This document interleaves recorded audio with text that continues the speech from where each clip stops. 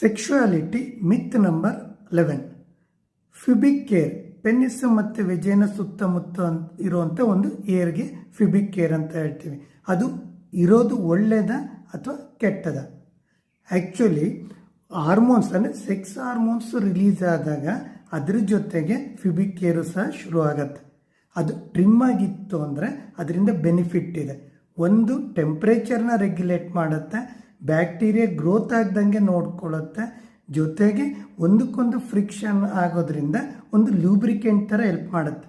ಆದರೆ ತುಂಬ ಕೂದಲು ಜಾಸ್ತಿ ಆಯಿತು, ಬೆವರು ತುಂಬ ಜಾಸ್ತಿ ಇತ್ತು, ಅಥವಾ ಸ್ನಾನ ಮಾಡಿದಾಗ ಸರಿಯಾಗಿ ಒರೆಸ್ಲಿಲ್ಲ ಅಂತಂದಾಗ ಬ್ಯಾಕ್ಟೀರಿಯಾ ಅಥವಾ ಫಂಗಲ್ ಇನ್ಫೆಕ್ಷನ್ ಆಗೋ ಸಾಧ್ಯತೆ ಇರುತ್ತೆ.